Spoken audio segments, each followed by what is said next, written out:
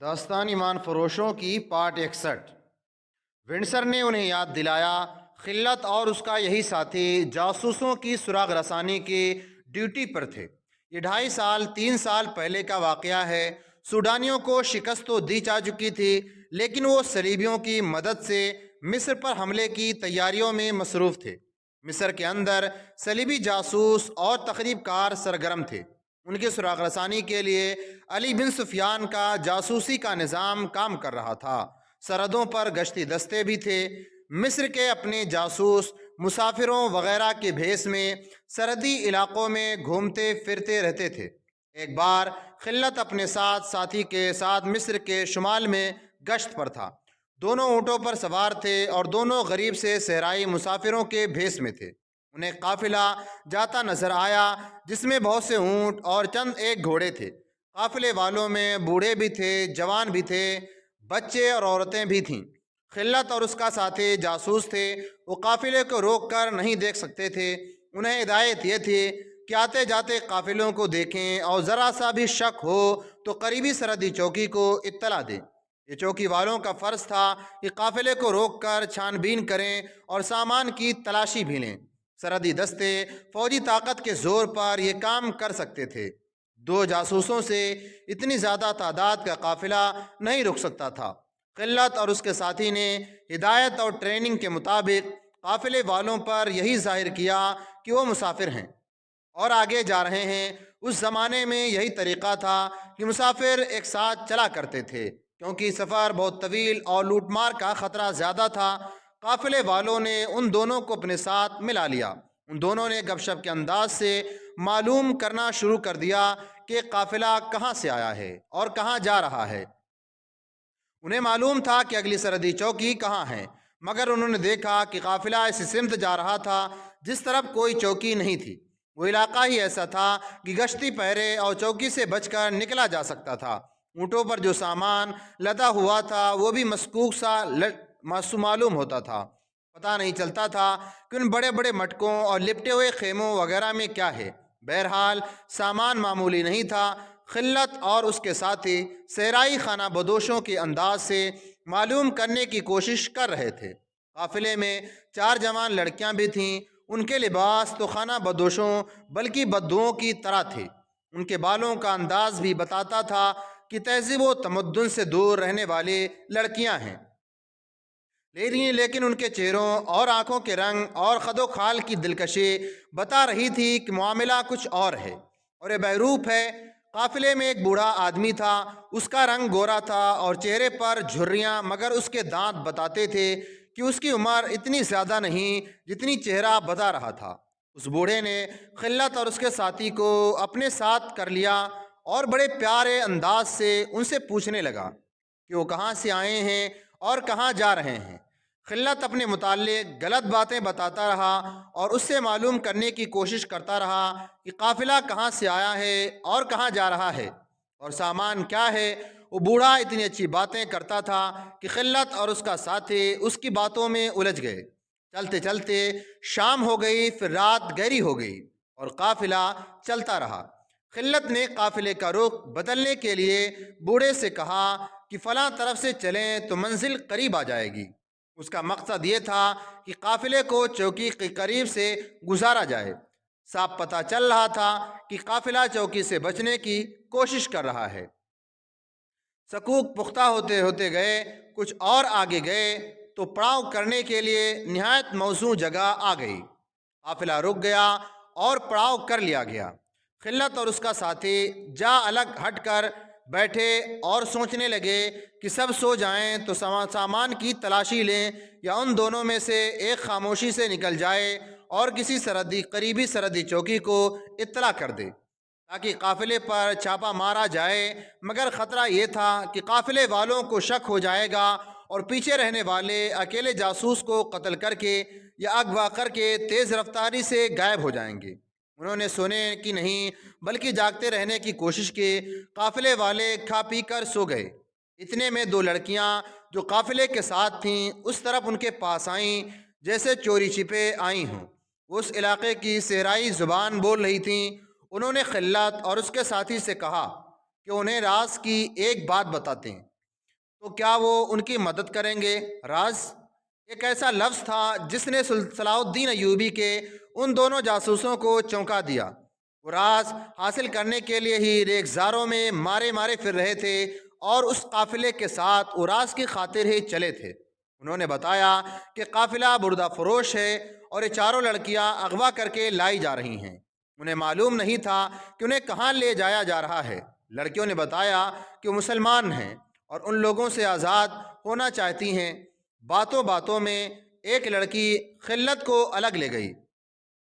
لڑکی کی باتوں میں سادگی بھی تھی اور جاذبیت بھی۔ اس نے خلت سے کہا کہ اسے اپنے ساتھ لے جائے تو اس کے ساتھ شادی کرے گی اور ساری عمر اس کی وفادار رہے گی۔ اس نے کچھ ایسی باتیں کیں جیسے وہ خلت کو دل دے بیٹھی ہو۔ اس نے محبت اور مظلومیت کا اظہار ایسے الفاظ میں اور ایسے انداز سے کیا کہ خلت اس کی اور باقی لڑکیوں کی رہائی کے متعلق سوچنے لگا۔ دوسری لڑکے خلت کے ساتھی کے ساتھ الگ بیٹھے تھے اور وہ بھی اسی قسم کی باتیں کر رہی تھیں۔ کسی عورت کا محض عورت ہونا اس کی قوت ہوتی ہے، اور جب عورت خوبصورت اور جوان اور مظلوم بھی ہو تو مرد پگھل جاتے ہیں۔ یہ کیفیت ان دونوں مردوں کی ہو گئی۔ دونوں میں جوانی کا جوش تھا، ان میں غیرت بھی تھی، اور اپنی فوج کا یہ اصول بھی کہ عورت کی پاسبانی کرنی ہے، خواہ اپنی ہو خواہ کسی اور کی ہوئی۔ دونوں لڑکیوں نے الگ الگ ان دونوں مصری جاسوسوں کو خوش کرنے کے لیے انہیں کوئی بڑی ہی لذیذ چیز کھانے کو دی۔ ایک لڑکی دبے پاؤں گئی اور چھوٹا سا ایک مشکیزہ اٹھا لائی۔ اس میں سے اس نے دونوں کو کچھ پلایا جو کوئی شربت تھا۔ اس کا ذائقہ اتنا اچھا تھا کہ دونوں خاصا زیادہ پی گئے۔ تھوڑی ہی دیر بعد دونوں کی آنکھ لگ گئی، اور جب ان کی آنکھ کھلے تو اگلے دن کا سورج افق سے تھوڑا ہی دور رہ گیا تھا۔ وہ ہڑبڑا کر اٹھے، وہاں قافلہ بھی نہیں تھا اور ان دونوں کے اونٹ بھی نہیں تھے، اور اس جگہ بھی نہیں تھے جہاں انہوں نے رات پڑاؤ کیا تھا۔ یہ کوئی اور جگہ تھی، ارد گرد مٹی اور ریت کے ٹیلے تھے۔ دونوں دوڑتے ہوئے ایک بلند ٹیلے پر چڑھے، ادھر ادھر دیکھا۔ انہیں ٹیلوں کی چوٹیوں اور اس میں دور صحرا کی ریت کے سوا کچھ بھی نظر نہیں آ رہا تھا۔ وہ بوڑھا آدمی میں تھا جس کے ساتھ تم سفر کے دوران باتیں کرتے رہے تھے۔ ریمانڈ کے جاسوسوں کے کمانڈر ونسر نے انہیں کہا، میں تمہاری باتوں سے جان گیا تھا کہ تم جاسوس ہو اور معلوم کرنا چاہتے ہو کہ ہم کون ہیں اور کہاں جا رہے ہیں۔ وہ تم نہیں تھے۔ خلت نے کہا، وہ کوئی بوڑھا آدمی تھا، وہ میرا بہروب تھا۔ ونسر نے کہا، مجھے خوشی ہے کہ تم مان گئے ہو کہ تم دونوں جاسوس ہو اور اب بھی جاسوس ہو، اور میں تمہیں یہ بھی بتا دوں کہ تمہیں بے ہوش کرنے والی لڑکیوں میں سے ایک یہ تھی۔ ہم سب جاسوس نہیں۔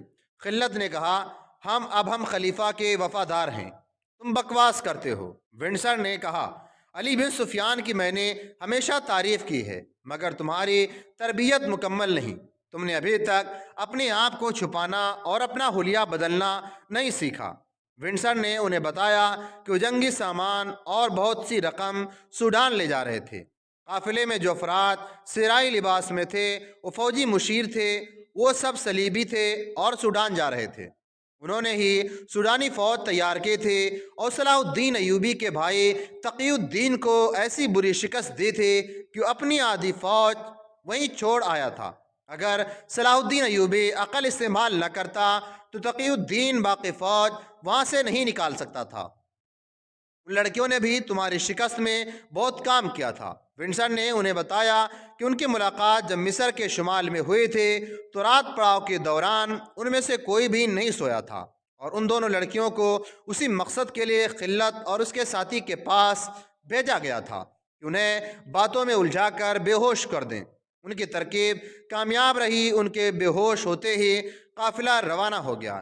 خلت کو واقعہ اچھی طرح یاد تھا اور یہ واقعہ اس کے دل میں کانٹے کی طرح اترا ہوا تھا۔ اتنے خطرناک جاسوسوں کا قافلہ اس کے ہاتھ سے نکل گیا تھا۔ اس کے ساتھ ایسا کبھی نہیں ہوا تھا۔ اس خلش کا ایک پہلو یہ بھی تھا کہ اس نے اس واقعے کی رپورٹ اپنے ہیڈ کوارٹر کو دی ہی نہیں تھی، کیونکہ اسے دشمن کے جاسوس دھوکہ دے گئے تھے۔ اس میں اس کی اور اس کے ساتھی کی بے عزتی تھی۔ انہیں دو لڑکیاں بیوقوف بنا گئی تھیں۔ اب ان میں سے ایک لڑکی اور ایک آدمی اس کے سامنے کھڑا تھا قلت اپنے ساتھی سمیت اس کا قیدی تھا۔ اب وہ ہتھیار ڈالنا نہیں چاہتا تھا۔ اس نے یہاں سے نکلنے یا مر جانے کا فیصلہ کر لیا۔ میری ایک پیشکش قبول کر لو، ونڈسر نے انہیں کہا۔ میں تم پر ایسا رحم کر رہا ہوں جو میں نے کبھی کسی پر نہیں کیا۔ تم میرے گروہ میں شامل ہو جاؤ۔ جتنی اجرت مانگو گے دوں گا، کہو گے تو تم دمشق بھی بھیج دوں گا، اور اگر قاہرہ جانا چاہو تو وہاں بھی بھیج دوں گا۔ وہاں تم دونوں صلاح الدین ایوبی کے جاسوس بنے رہنا، لیکن کام ہمارے لیے کرنا۔ تمہارا کام یہ ہوگا کہ ہمارے جو جاسوس وہاں کام کر رہے ہیں ان کی مدد کرو۔ اگر کوئی ان کی نشاندہی کر دے تو انہیں قبل از وقت خبردار کر کے ادھر ادھر کر دینا۔ وہ بولتا جا رہا تھا اور یہ دونوں خاموشی سے سن رہے تھے۔ اسے توقع تھی کہ دونوں مان جائیں گے۔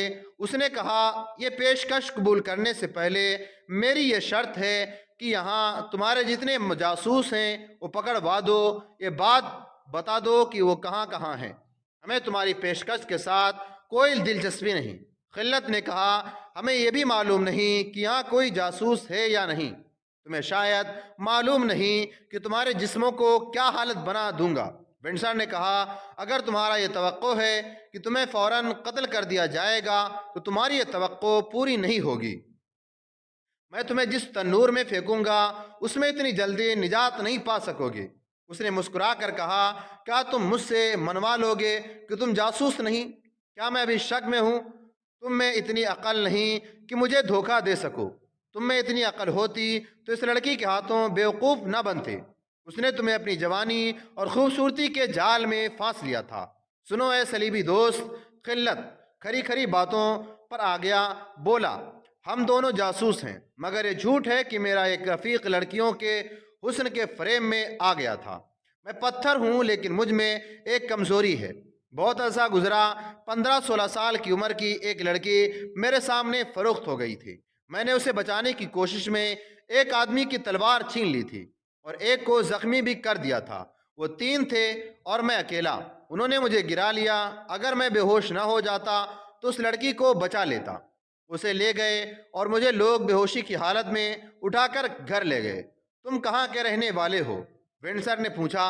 دمشق سمجھ لو، خلت نے جواب دیا۔ میں اب کچھ نہیں چھپاؤں گا۔ دمشق کے قریب ایک گاؤں ہے، میں وہاں کا رہنے والا ہوں اور میرا رفیق بغدادی ہے۔ میں یہ باتیں تمہارے ڈر سے نہیں بتا رہا۔ تم مجھے اتنی آسانی سے پکڑ نہیں سکو گے۔ ہمت ہے تمہارے ہاتھوں سے برچیاں لے لو، ہم سے تلوار لو۔ جس تنور کا تم ذکر کرتے ہو اس میں ہماری لاشیں جائیں گی۔ ونڈسر کے ہونٹوں پر طنزیہ مسکراہٹ تھی۔ صلیبی لڑکی نے ہنس کر کہا، انہیں خوش فہمی مروائے گی۔ اور نئی رقاصہ قلت کو گہری نظروں سے دیکھ رہی تھی۔ میں تمہیں بتا رہا ہوں کہ میں اس لڑکی کو نہیں بچا سکتا تھا۔ قلت نے کہا، اس لڑکی کی یاد کانٹا بن کر میرے دل میں اتر گئی۔ اس رات جب ہم دونوں تمہارے قافلے کے ساتھ تھے تو تمہاری 2 لڑکیوں نے مجھے کہا کہ انہیں بیچنے کے لیے اغوا کر کے لے جایا جا رہا ہے، تو میری آنکھوں کے سامنے وہ لڑکی آ گئی جسے میں بچا نہیں سکا تھا۔ میں نے ان دونوں لڑکیوں کے چہروں پر اسی لڑکی کا چہرہ دیکھا۔ میرے دل میں جو کانٹا تھا اس نے میری عقل پر پردہ ڈال دیا۔ اگر مجھے وہ لڑکی یاد نہ آتی تو میں کبھی بیوقوف نہ بنتا، اور اب تو موت بھی بیوقوف نہیں بنا سکتی۔ قلت نے کہا، اور تمہارا کوئی لالچ مجھے اپنے فرض سے گمراہ نہیں کر سکتا۔ نئی رقاصہ کا جسم بڑی زور سے کانپا۔ وہ پیچھے ہٹ گئی اور پلنگ پر بیٹھ گئی۔ اس کا رنگ زرد ہو گیا تھا۔ ادھر ضیافت کے حال میں ونڈسر کا انتظار ہو رہا تھا، جنہیں پتہ چل چکا تھا کہ کوئی نئی رقاصہ آئی ہے۔ وہ رقاصہ کے انتظار میں تھے۔ یہ تو کسی نے بھی نہیں دیکھا کہ دروازے کے باہر جو سنتری کھڑے رہتے تھے وہ کہاں چلے گئے ہیں۔ برچھیوں اور تلواریں ابھی تک قلت اور اس کے ساتھی کے پاس تھی۔ ونڈسر نے جب دیکھا کہ اس کی پیشکش ٹھکرا چکے ہیں اور دونوں اپنے عقیدے اور فرض کے پکے معلوم ہوتے ہیں تو اس نے انہیں کہا کہ ہتھیار اس کے حوالے کر دیں۔ دونوں نے صاف انکار کر دیا۔ ونڈسر ان سے زبردستی ہتھیار لینے کے لیے دروازے کی طرف بڑھا۔ وہ باڈی گارڈ کو بلانا چاہتا ہوگا۔ قلت نے تیزی سے دروازہ بند کر دیا اور جنزیر چڑھا کر برچھی کی نوک ونڈسر کی طرف کر کے کہا، جہاں ہو وہیں کھڑے رہو۔ اس نے آگے بڑھ کر برچی کی نوک ونڈسر کی شہرک پر رکھ دی۔ خلت کے ساتھی نے اپنی برچی کی نوک صلیبی لڑکی کی شہرک پر رکھی۔ ونڈسر اور لڑکی پیچھے ہٹتے ہٹتے دیوار کے ساتھ جا لگے۔ خلت اور اس کے ساتھی نے دونوں کو وہیں دبا لیا۔ خلت نے نئی رقاصہ سے کہا، تم ان کے ساتھ کھڑی ہو جاؤ، اگر تم نے شور مچایا تو جان سے ہاتھ دھو بیٹھو گی۔ اگر تم خلت ہو تو میرا نام حمیرہ ہے۔ نئی رقاصہ نے کہا، میں نے تمہیں پہلے دن ہی پہچان لیا تھا اور تم مجھے پہچاننے کی کوشش کر رہے تھے۔ تھوڑی دیر پہلے خلت نے اپنے نام کے سوا باقی نشانیاں بتا دی تھیں۔ حمیرہ جب سے یہاں آئی تھی وہ خلت کو دیکھ رہی تھی، مگر خلت کی طرح وہ بھی شک میں تھی۔ وہ بھی یہی سوچتی رہی تھی کہ انسانوں کی صورت ایک جیسی بھی ہو سکتی ہیں۔ کیا تم بھی جاسوس ہو؟ خلت نے پوچھا۔ نہیں، حمیرہ نے جواب دیا، میں صرف رقاصہ ہوں۔ مجھ پر کوئی شک نہ کرنا، میں تمہارے ساتھ ہوں اور تمہارے ساتھ جاؤں گی۔ مرنا ہے تو تمہارے ساتھ مروں گی۔ اسوال ضیافت میں آ گیا۔ اس کے تمام امراء، وزراء اور دوسرے مہمان بھی آ گئے۔ ان میں صلیبی فوج کے افسر بھی تھے جو مشیروں کی حیثیت سے یہاں آئے تھے۔ ان کا انداز بادشاہوں جیسا تھا۔ ان میں ریمانڈ کا فوجی نمائندہ بھی تھا۔ وہ سب ونڈسر کو ڈھونڈ رہے تھے۔ وہ ابھی تک غیر حاضر تھا۔ تمام صلیبی لڑکیاں حال میں پہنچ گئی تھیں، صرف ایک نہیں تھی، ناچنے والیاں بھی آ گئی تھیں۔ نئی رقاصہ غیر حاضر تھی۔ اسقالے کے آ جانے سے سب کی بے تابی بڑھ گئی۔ ایک ملازم سے کہا گیا کہ وہ ونڈسر اور دونوں لڑکیوں سے کہے کہ سب آ گئے ہیں، انہیں باندھ کر یہیں پھینک چلتے ہیں۔ خلت کے ساتھی نے کہا، کیا تم سانپوں کو زندہ رکھنا چاہتے ہو؟ خلت نے کہا، اور برچی جس کی نوک ونڈسر کی شہرک کو چھو رہی تھی پوری طاقت سے دبائی۔ ونڈسر کا سر دیوار کے ساتھ لگا ہوا تھا۔ برچی کی انی اس کی شہرک میں داخل ہو کر پیچھے نکل گئی۔ ونڈسر کا ہلکا سا خراٹا سنائی دیا۔ اس کے فوراً بعد ایسا ہی ایک خراٹا صلیبی لڑکی کے منہ سے نکلا۔ اس کے شہرک کو چیرتی ہوئی برچی کی انی خلت کے ساتھی نے پار کر دی۔ دونوں نے برچیاں نکالیں۔ ونڈسر اور لڑکی گرنے پڑنے لگے۔ خلت اور اس کے ساتھی نے دونوں کے دلوں پر برچیاں رکھ کر اوپر سے پورا وزن ڈالا۔ دونوں کے دل چر گئے اور وہ ٹھنڈے ہو گئے۔ دونوں کی لاشوں کو پلنگ کے نیچے پھینک دیا گیا۔ یہ کمرہ ونڈسر کا تھا۔ دیوار کے ساتھ اس کا چگا لٹک رہا تھا، جس کے ساتھ سر کو ڈھانپنے والا حصہ بھی تھا۔ حمیرہ نے خود ہی یہ چگا پہن لیا اور سر بھی ڈھانپ لیا۔ وہاں سے کپڑے اٹھا کر اس نے رقص والا گھانگھرا اتار دیا اور مردانہ لباس کمر سے نیچے تک چڑھا لیا۔ پاپوش بھی بدل لیے اور حمیرہ نے چہرہ بھی چھپا لیا۔ اسے اب ایک نظر میں کوئی نہیں پہچان سکتا تھا کہ لڑکی ہے۔ خلت نے دروازہ کھولا، باہر دیکھا۔ برآمدے میں ملازموں کی آمد و رفت اور بھاگ دوڑ تھی۔ وہ تینوں باہر نکلے، دروازہ بند کیا اور ایک طرف چل پڑے۔ فوراً بعد وہ اندھیرے میں ہو گئے۔ ادھر ایک گھاٹی تھی، اس سے اترے اور خطرے کے علاقے سے نکل گئے۔ خلت اور اس کے ساتھی کو معلوم تھا انہیں کہاں جانا ہے۔ ان کا کمانڈر ایک عالم فاضل کے روپ میں جہاں رہتا تھا وہاں چھپنے کی جگہ بھی تھی اور وہاں نکلنے کا بندوبست بھی ہو سکتا تھا۔ اس وقت شہر سے نکلنا خطرے سے خالی نہ تھا۔ گھوڑے بھی نہیں تھے۔ انہیں حلب سے فرار ہو کر دمشق پہنچنا تھا۔ انہیں یہ اندازہ بھی تھا کہ قتل کا پتہ چلتے ہی شہر میں کیا ادھم بپا ہوگا۔ قتل کا انکشاف ہوتے زیادہ دیر نہیں لگی۔ کسی نے ونڈسر کے کمرے کا دروازہ کھولا۔ پلنگ کے نیچے سے جو خون بہہ رہا تھا وہ فرش پر پھیلتا ہوا دروازے تک پہنچ گیا تھا۔ ہنگامہ بپا ہو گیا۔ وہاں ایک نہیں دو لاشیں تھیں۔ دونوں زخم ایک جیسے تھے۔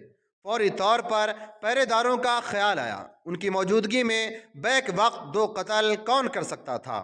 جن ستریوں کی ڈیوٹی تھی انہیں بلایا گیا، دونوں غائب تھے۔ اس عمارت میں کسی کا بغیر اجازت داخلہ ممنوع تھا۔ یہاں چیدہ لوگ جو حاکم یا معزز شہری تھے آ سکتے تھے، ان کی بھی چیکنگ ہوتی تھی۔ باڈی گارڈ کے کمانڈر کے لیے مصیبت کھڑی ہو گئی۔ یہ قتل پیشہ وروں کا کام تھا یا سلطان ایوبی کے جاسوسوں کا، اور یہ کام فدائی قاتلوں کا بھی ہو سکتا تھا۔ کسی نے کہا کہ کرائے کے قاتل کسی سے بھی اجرت لے کر قتل کر سکتے ہیں۔ دروازے کے دونوں سنتری نہ ملے تو یہ شک پختہ ہو گیا کہ وہ سلطان ایوبی کے آدمی ہوں گے، اور انہوں نے ونڈسر کو اس وجہ سے قتل کیا کہ وہ جاسوس کا سربراہ بن کر آیا تھا۔ رات دیر تک خلت اور اس کا ساتھی نہ ملے تو شہر میں ان کی تلاش شروع ہو گئی۔ انکشاف بہت دیر بعد ہوا کہ انہیں رقاصہ بھی غائب ہے، شہر کی ناکہ بندی کر دی گئی ہے۔ خلت، اس کا ساتھی اور حمیرہ اپنے ٹھکانے پر پہنچ گئے تھے۔ انہوں نے اپنے کمانڈر کو اپنا کارنامہ سنایا تو اس نے انہیں چھپا لیا اور کہا کہ وہ باہر کے حالات کے مطابق انہیں بتائے گا کہ وہ کب کہاں سے نکلیں۔ اس پر کسی کو شک نہیں ہو سکتا تھا کیونکہ اسے لوگ عالم اور برگزیدہ انسان سمجھتے تھے۔ اداکاری میں اسے مہارت حاصل تھی۔ اس نے اپنے جو 2 شاگرد اپنے ساتھ رکھے ہوئے تھے وہ بھی جاسوس تھے، حلب سے دمشق تک وہی اطلاعات پہنچاتے تھے۔ اس نے دونوں شاگردوں کو حکم دیا کہ باہر کی خبر رکھیں کہ کیا ہو رہا ہے۔ حمیرہ نے اس عالم کے سامنے خلت کو سنایا کہ اس پر کیا گزری تھی۔ واقعہ 7-8 سال پرانا ہو چکا تھا۔ اس نے سنایا کہ خلت جب حمیرہ کو اس کے باپ، جو اصل میں اس کا باپ نہیں تھا، اور ان 2 آدمیوں سے بچانے کے لیے لڑا تھا، تو حمیرہ کے باپ نے پیچھے سے کدال خلت کے سر پر ماری تھی۔ اسے بے ہوش ہو گیا تھا۔ وہ دونوں حمیرہ کو گھر لے گئے۔ ایک نکاح خوان کو بلایا گیا جس نے اس سے پوچھے بغیر نکاح پڑھ دیا، اور دونوں آدمی حمیرہ کو اپنے ساتھ لے گئے۔ ایک رات وہ دمشق میں ٹھہرے، پھر اسے ان علاقوں میں لے گئے جو صلیبیوں کے قبضے میں تھے۔ اسے ناچ کی تربیت دی جانے لگی۔ ابتدا میں اس نے مزاحمت کی، مگر اس پر اس قدر تشدد کیا گیا کہ وہ بے ہوش ہو جاتی تھی۔ اس دوران اسے خوراک نہایت اچھی دی جاتی تھی۔ اسے کوئی بڑا ہی لذیذ شربت پلایا جاتا تھا جس کے اثر سے وہ ہنسنے اور ناچنے لگتی تھی۔ تشدد اور نشے سے اسے رقاصہ بنا لیا گیا تھا۔ بہت اونچے درجے کے لوگ اسے داد دینے لگے، ویسے قیمتی تحفے لاتے تھے کہ وہ دنگ رہ جاتی تھی۔ اسے یروشلم بھی لے جایا گیا تھا، جہاں 2 آدمیوں نے اس سے مالکوں سے کہا تھا کہ وہ منہ مانگی قیمت لے لیں اور یہ لڑکی انہیں دے دیں۔ انہیں صاف بتا دیا تھا کہ وہ اسے جاسوسی وغیرہ کے لیے استعمال کرنا چاہتے ہیں۔ اس کے مالکوں نے سودا قبول نہیں کیا تھا۔ اسے اغوا کرنے کی کوشش بھی کی گئی تھی جو ناکام بنا دی گئی تھی۔ اب اسے حلب میں کسی اور امیر کی فرمائش پر بلایا گیا تھا۔ اس نے بتایا کہ پہلے دن اس نے خلت کو دیکھا تو اس نے بلا شک و شبہ دل سے کہا یہ خلت ہے، لیکن یہ شک بھی ہوتا تھا کہ ہو سکتا ہے یہ خلت کی شکل و صورت کا کوئی اور آدمی ہو۔ وہ اسے غور سے دیکھتی تھی۔ آخر یہ اتفاق ہوا کہ ونڈسر نے خلت اور اس کے ساتھی کو پہچان لیا۔ ونڈسر نے اپنی لڑکی کو بلایا تو حمیرہ بھی اس کے ساتھ چلی گئی۔ خلت نے جب اپنے متعلق چند ایک باتیں بتائیں تو حمیرہ کے شکوک رفع ہو گئے۔ اس نے کہا میں اس ذلیل زندگی کی عادی ہو گئی تھی، میرے دل میں جذبات مر گئے تھے، میں ایک پتھر کی طرح ادھر ادھر لڑکتی پھر رہی تھی، لیکن خلت کو دیکھا تو میرے سارے جذبات زندہ ہو گئے۔ مجھے یقین نہیں تھا کہ خلت ہی ہے، مگر اس کی صورت نے مجھے وہ وقت یاد دلایا جب میرے دل میں اس کی محبت تھی اور اس کے بچوں کی ماں بننے کی خواہش۔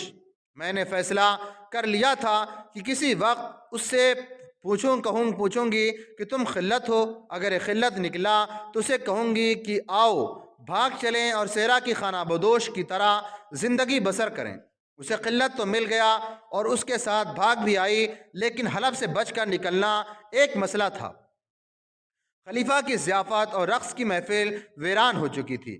وہاں ونڈسر کا انتظار ہو رہا تھا، مگر ونڈسر کی لاش پہنچی۔ وہاں صلیبی فوج کے جو اعلیٰ افسر تھے وہ سخت غصے میں تھے۔ ریمانڈ کا فوجی نمائندہ تو سب سے زیادہ بھڑکا ہوا تھا۔ ونڈسر بہت قیمتی افسر تھا۔ فوجی نمائندہ الملک الصالح اور اس کے عمراء اور اس کے فوجی کمانڈروں پر ٹوٹ پڑتا تھا، اور سب اس سے دبک رہے تھے۔ ان کے دلوں میں صلاح الدین ایوبی کی دشمنی اتنی زیادہ تھی کہ وہ صلیبی افسروں کو فرشتے سمجھ بیٹھے تھے۔ انہی کی مدد سے وہ جنگ کی تیاری کر رہے تھے، لہٰذا ان کی خوشامد کو وہ ضروری سمجھتے تھے۔ فوجی نمائندہ جو کچھ کہتا وہ سب اس کے آگے سر جھکا لیتے تھے اور ہاں میں ہاں ملاتے تھے۔ اس نے کہا قاتل رات ہی رات شہر سے نہیں نکل سکتے، صبح سویرے حلب ایک گھر کی تلاشی لی جائے گی، یہاں کی ساری فوج کو اس پر لگا دو، فوج لوگوں کو جگانے سے پہلے گھروں میں داخل ہو جائے، یہاں کے باشندوں کو اتنا پریشان کیا جائے کہ قاتلوں کو خود ہی ہمارے حوالے کر دیں، ایسا ہی ہوگا۔ ایک مسلمان امیر نے کہا ہم فوج کو ابھی حکم دے دیتے ہیں کہ شہر کے اندھیرے میں شہر میں پھیل جائیں۔ ایسا نہیں ہوگا۔ یہ آواز ایک مسلمان قلعہ دار کی تھی۔ اس نے ایک بار پھر گرج کر کہا ایسا نہیں ہوگا، تلاشی صرف اس گھر کی لی جائے گی جس پر پختہ شک اور کوئی شہادت واضح ہوگی۔ اتنے سارے اعلیٰ حکام کے ہجوم پر اس گرجدار آواز نے سناٹا طاری کر دیا۔ کسی کو توقع نہیں تھی کہ ریمانڈ کے فوجی نمائندے کے حکم کو کوئی مسلمان ایسے جوش سے ٹوکے گا۔ سب نے دیکھا یہ کون ہے؟ وہ حماد کا قلعے دار تھا جس کا نام زوردیک تھا۔ تاریخ میں اس کا نام زوردیک ہی لکھا گیا ہے، پورے نام کو علم نہیں ہو سکا۔ اس کے متعلق تاریخ اتنا ہی بتاتی ہے کہ وہ صلاح الدین ایوبی کا دوست تھا، لیکن وقائع نگاروں کے مطابق اس واقعے تک وہ صلاح الدین ایوبی کے مخالف کیمپ میں تھا اور الصالح کے وفاداروں میں سے تھا۔ اس کا ثبوت یہ ہے کہ وہ صرف ضیافت میں ہی شریک نہیں تھا بلکہ جنگی کانفرنسوں میں شریک ہوتا تھا۔ سلطان ایوبی کے خلاف جنگ کا جو منصوبہ بنایا تھا اس میں بھی شریک تھا۔ اس نے جب ایک صلیبی کے منہ سے یہ الفاظ سنے کہ حلب کی ہر گھر کی تلاشی لی جائے تو اس میں اسلامی وقار بیدار ہو گیا۔ اس نے کہا یہاں سب مسلمان گھرانے ہیں جن میں پردہ نشین خواتین بھی ہیں، ہم ان کی بے عزتی برداشت نہیں کریں گے۔ شریف گھرانوں میں فوجی داخل نہیں ہوں گے۔ قاتل اسی شہر کے تھے۔ ایک صلیبی افسر نے کہا ہم تمام شہریوں سے انتقام لیں گے۔ ونڈسر جیسا قابل افسر قتل ہو گیا ہے، ہمیں کسی کی عزت اور کسی پردے کی پرواہ نہیں، اور مجھے تمہارے ایک افسر کے قتل کی پرواہ نہیں۔ زوردیک نے قہر سے کانپتی ہوئی آواز میں کہا زوردیک خاموش رہو۔ نہ عمر اور نہ تجربہ کار سلطان نے حکم کے لہجے میں کہا یہ لوگ اتنی دور سے ہماری مدد کے لیے آئے ہیں، کیا تم مہمان نوازی کے آداب سے ناواقف ہو؟ احسان فراموش نہ بنو، ہمیں قاتل کو پکڑنا ہے۔ خلیفہ کی تائید میں کئی آوازیں سنائی دی، میں صلاح الدین ایوبی کے خلاف ہو سکتا ہوں اور ہوں بھی۔ زوردیک نے کہا اپنی قوم کے خلاف نہیں ہو سکتا۔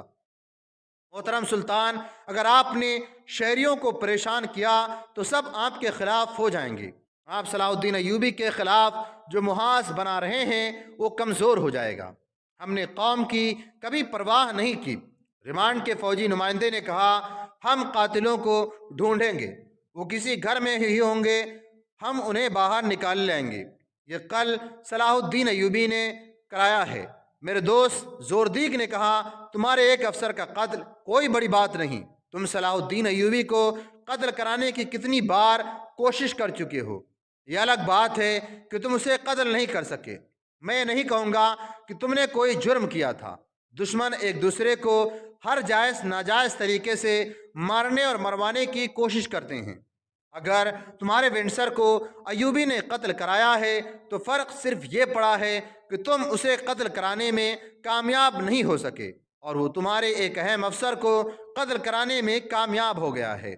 تم اس کے کئی ایک اہم افسروں کو قتل کر چکے ہو۔ اس نے شہریوں کو کبھی پریشان نہیں کیا۔ تمام مسلمان امراء اور حکام زوردیک کے خلاف بولنے لگے۔ وہ صلیبیوں کو ناراض نہیں کرنا چاہتے تھے، لیکن زوردیک نے سب کا مقابلہ کیا اور اسی بات پر ڈٹا رہا کہ شہر کے کسی گھر کی تلاشی نہیں لی جائے گی۔ تو کیا ہم یہ سمجھیں کہ تم بھی اس قتل میں شریک ہو؟ ایک صلیبی مشیر نے کہا مجھے شک ہے کہ تم صلاح الدین ایوبی کے دوست ہو۔ اگر حلب کے مسلمان گھرانوں کو پریشان کیا گیا تو میں سے کسی بھی قتل میں شریک ہو سکتا ہوں۔ زوردیک نے کہا اور میں ایوبی کا دوست بھی ہو سکتا ہوں۔ ہم جب تک یہاں ہیں ہمارا حکم چلے گا۔ صلیبی نمائندے نے کہا تم یہاں حضرہ اجرت پر آئے ہو۔ زوردیک نے کہا یہاں ہمارا حکم چلے گا، ہم مسلمان ہیں، حالات ہمیں آپس میں لڑا رہے ہیں، مسلم اور غیر مسلم کی کبھی دوستی نہیں ہو سکتی۔ اگر تم بلا اجرت آئے ہو تو میں تمہاری مدد سے دستبردار ہوتا ہوں، میں قلعہ داری کے عہدے سے بھی دستبردار ہوتا ہوں۔ میں تم سب کو یہ بھی بتا دینا چاہتا ہوں کہ میری قوم کے کسی ایک بھی بے گناہ فرد کو تکلیف دی گئی تو میں انتقام لوں گا۔ کسی کے اشارے پر دو آدمی زوردیگ کو باہر لے گئے۔ اس کی غیر حاضری میں صلیبی نمائندے نے سب سے کہا کہ حالات ایسے ہیں کہ قلعے دار کو ناراض نہیں کیا جا سکتا۔ یہ شخص اتنی دلیری سے باتیں کر رہا ہے تو اس سے یہ ظاہر ہوتا ہے کہ اس کے قلعے میں جو فوج ہے اس کی مرید ہے۔ اگر ایسا ہے تو صورتحال اچھی نہیں۔ آپس میں صلاح مشورہ کر کے زوردیگ کو اندر بلایا گیا اور اسے بتایا گیا کہ شہریوں کو پریشان نہیں کیا جائے گا مگر قاتلوں کو تلاش ضرور کیا جائے گا۔ زوردیگ نے کہا وہ 2-3 دن وہیں رہے گا۔ نیکسٹ پارٹ انشاءاللہ العزیز کل۔